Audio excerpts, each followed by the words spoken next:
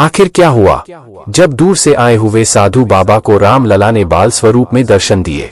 जी हाँ दोस्तों, आपने बिल्कुल सही सुना। जब साधु बाबा को ये पता चला कि जो बच्चा हमसे मिलने आया था वो कोई और नहीं बल्कि साक्षात प्रभु श्री रामलला थे, तो साधु बाबा के कान खड़ा हो गया। क्या है इस घटना के पीछे की सच्चाई? क्या वो सच में उन साधु बाबा को प्रभु श्री रामलला अपने बाल स्वरूप में दिखाई दिए? यह सच्चाई जानकर आपके भी होश उड़ जाएंगे। सच्चाई जानने से पहले अगर आप भी एक सच्चे राम भक्त हैं और प्रभु श्री राम जी को दिल से मानते हैं तो वीडियो को लाइक करें, और अगर राम मंदिर बनने से बेहद खुश हैं तो कमेंट बॉक्स में जय श्री राम अवश्य लिखें। आगे बढ़ने से पहले कि आप भूल न जाए, अगर आपने अभी तक हमारे चैनल एपीएस चमत्कार को सब्सक्राइब नहीं किया है तो कृपया सब्सक्राइब करके बेल आइकन जरूर प्रेस कर लें। तो चलिए आगे बढ़ते हैं। दोस्तों, रामलला के अयोध्या में प्राण प्रतिष्ठा होते ही कोई न कोई चमत्कार पर चमत्कार हुए जा रहे हैं, जिन्हें सुनकर हर कोई रामलला की भक्ति में मग्न होते जा रहे हैं। ऐसा लग रहा है जैसे अब सनातन धर्म जाग गया है। अब सनातन धर्म कितनी तेजी से दुनिया भर में छा रहा है। लेकिन दोस्तों, अभी उस चमत्कार की बात करते हैं जो कि एक साधु बाबा के साथ हुआ। कैसे एक साधु को रामलला ने साक्षात दर्शन दिए, ये सुनने के बाद हर कोई रामलला की भक्ति में डूब रहा है। दरअसल दोस्तों, रामलला की प्राण प्रतिष्ठा के बाद एक साधु महाराज रामलला के दर्शन करने की मन में सोचकर दर्शन के लिए अयोध्या की तरफ रवाना हो जाते हैं। आपको बता दें कि वह साधु बाबा रामलला के पूजा में बहुत ही ज्यादा लीन रहते थे। सुबह उठने के साथ ही राम नाम जपने लगते थे और रात को सोने से पहले भी राम नाम का ही जाप करते रहते थे। और तो और वे इस ठंडी के महीना में भी सुबह सुबह उठकर ठंडे पानी से नहाकर रामलला की पूजा किया करते थे। ये देखकर उस साधु बाबा को कई बार तो कुछ लोगों ने उन्हें कहा भी कि साधु बाबा, अब तो आपकी उम्र ज्यादा हो गई है, आप अपने शरीर को इतना कष्ट ना दें। भगवान से अभी इस वृद्धा अवस्था में आपको क्या चाहिए? तब वे साधु बाबा कहते थे कि मुझे इस उम्र में अपने रामलला से कुछ नहीं चाहिए, लेकिन बस एक बार उनके दर्शन करना चाहता हूँ।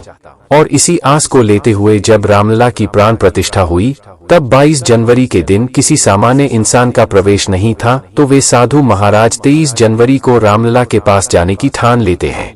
लेकिन जब वे अयोध्या राम मंदिर तक पहुंचते हैं तो वे देखते हैं कि तब तक तो बहुत ही लंबी लाइन लग चुकी है।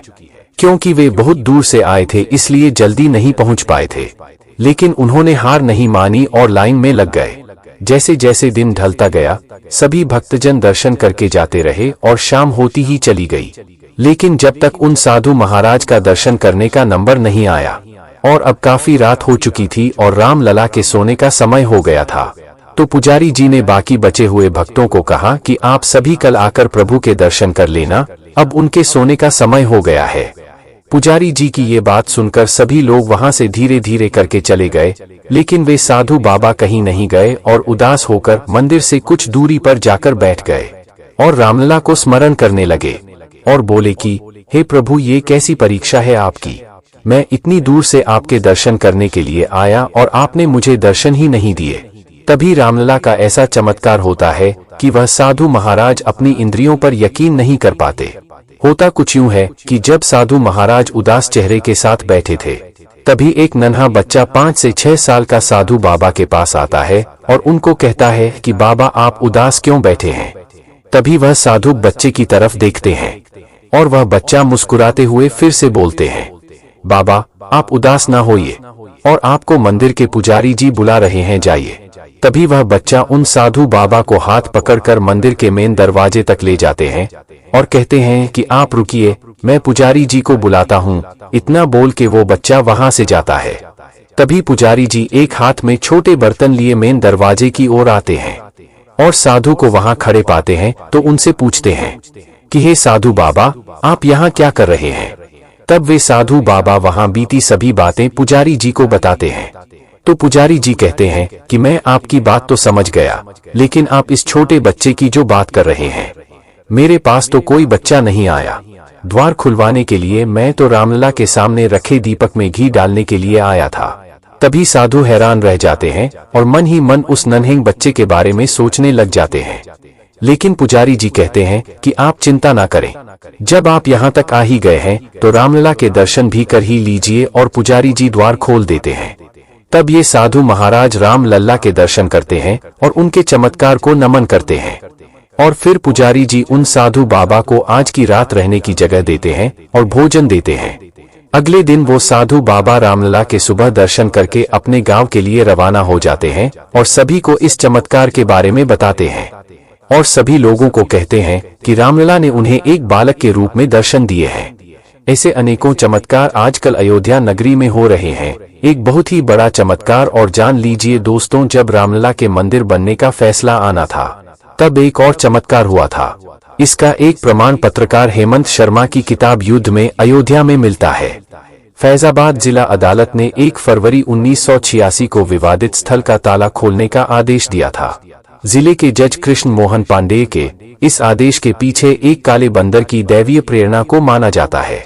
दरअसल उस दिन एक काला बंदर सारा दिन फैजाबाद की जिला अदालत की छत पर बैठा रहा था।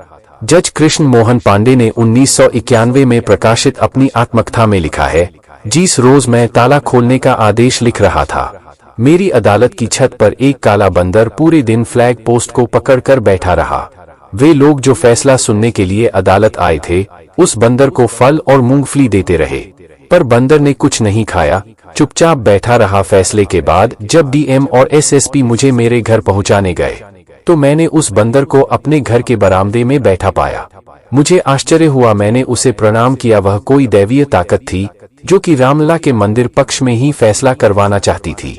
और कुछ लोग तो उस बंदर को साक्षात हनुमान जी मानते हैं। मुंबई की 96 साल की कार सेवक शालिनी रामकृष्णा दबीर विवादित ढांचा विध्वंस की साक्षी रही हैं। उन्होंने 6 दिसंबर 1992 के दिन भी बानर की उपस्थिति के बारे में बताया था। उन्होंने कहा था, वो पल याद आता है जब वो एक दीवार टूटती ही नहीं थी। हम सुबह से मारुति श्लोक बोलते थे लेकिन कुछ हो नहीं रहा था। क्या करें क्या ना करें की स्थिति थी, क्योंकि 5 बजे सूर्यास्त हो जाता तो हम कुछ नहीं कर पाते। फिर वहां पास के पेड़ से एक आया, वो दीवार पर बैठा। हम सब देखने लगे कि क्या बात है। इधर उधर से घुमा कर देखा और वहां से चला गया और फिर धड़ाम से दीवार गिरी। इसके बाद 2 घंटे तक धूल के गुब्बार से हमें वहां कुछ दिखाई नहीं दिया था। अचानक बंदर का आना और दीवार का टूटना किसी चमत्कार से कम नहीं था।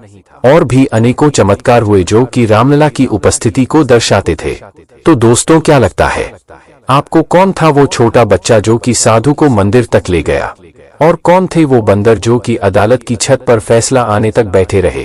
अपनी राय कमेंट सेक्शन में जरूर लिखें। वो वीडियो को एक लाइक जरूर करें। और अगर आप सच्चे राम भक्त हैं और ऐसी ही चमत्कारी वीडियो देखना चाहते हैं तो हमारे चैनल एपीएस चमत्कार को सब्सक्राइब करें। अभी के लिए आप सबको जय श्री राम, हर हर महादेव।